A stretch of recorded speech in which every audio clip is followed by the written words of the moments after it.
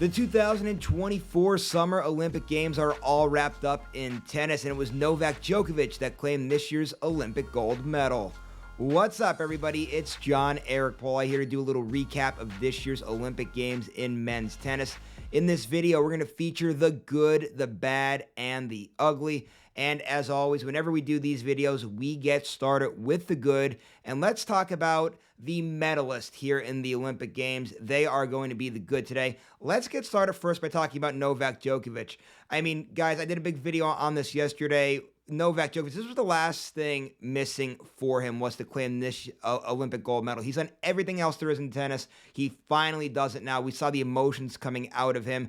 Absolutely incredible to see him at the age of 37 win his first Olympic gold medal. And he is just one of 5 people in tennis history to win every single major championship and the Olympic gold medal. He joins, of course, Steffi Graf, Andre Agassi, Rafa Nadal, and Serena Williams. So incredible feat for Novak Djokovic. What else is there to say about it, guys? I mean, he's accomplished literally everything. One of the greatest of all time. You could probably even put him into the GOAT category. I know people might freak out about that, but listen, he absolutely is in that conversation. You could probably make the case now that he is the GOAT.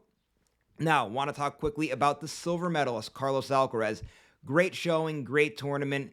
Just what are you going to do? Novak Djokovic was the better player on that day. Alcaraz made a lot of big shots. Also made a little bit of, some errors that we're not used to seeing out of Carlos Alcaraz. But still, nonetheless, he has to be absolutely proud of everything he's accomplished in the last few months. Winning the French Open, winning Wimbledon, Olympic silver medalist. This kid is a young phenom, and I have no doubt about it. Definitely one day he's going to be a gold medalist as well. We're going to see him definitely in 4 years at the next Olympic Games. Alcaraz, an absolute stud, an absolute phenom. Nothing to be upset about with everything he's been doing over the last few months.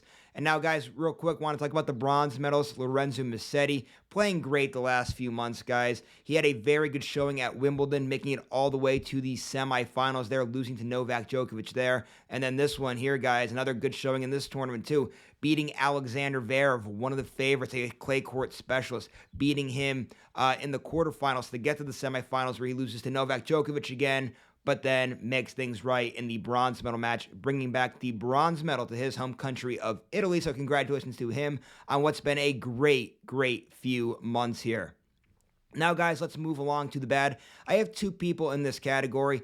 Let's get started with Alexander Zverev here. Zverev, guys, very good clay court player and played great on clay all year, winning the Italian Open. Then, of course, losing in 5 sets in the French Open final to Carlos Alcaraz. Very well could have won that French Open final. One of the favorites here to win another Olympic gold medal for him, because remember, he did win in Tokyo a few years ago in the 2020 Olympic Games that were actually held in 2021 with COVID, but that's neither here nor there. But Zverev definitely was one of the favorites to win gold this year.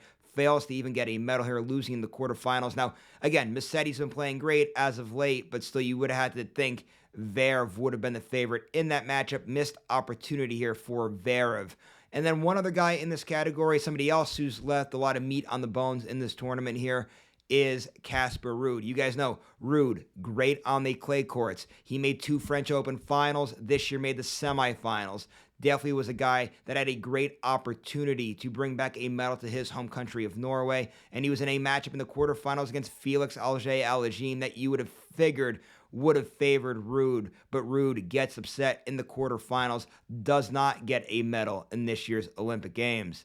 And then, guys, real quickly, just want to end with the ugly. And I'm not going to lie, it was hard picking somebody in this category. I'm sure you could probably throw a few different names out there, but for me, I'm going to go with Taylor Fritz here, guys. Fritz, I thought, has been having a pretty good year overall here representing the United States, and I thought he had a pretty good clay season this year, too. I thought he could have done a little bit more in this tournament, which wasn't pretty at times, and again, he loses to Musetti, who's been playing great, too. Like I said, we've gave Musetti all the credit there and whatnot, but still, Taylor Fritz just would have expected a little bit more out of him, out of this tournament, so upsetting to see there. But again, this tournament overall, guys, it was a good one, okay? It's hard to really say anybody did super bad or ugly or any of that stuff. This was a great tournament. It was a fun tournament to watch, and the ending was absolutely great and historic with Novak Djokovic finally winning that Olympic gold medal. So one last time, just to wrap up this coverage, congratulations to Novak Djokovic on finally winning that Olympic gold medal.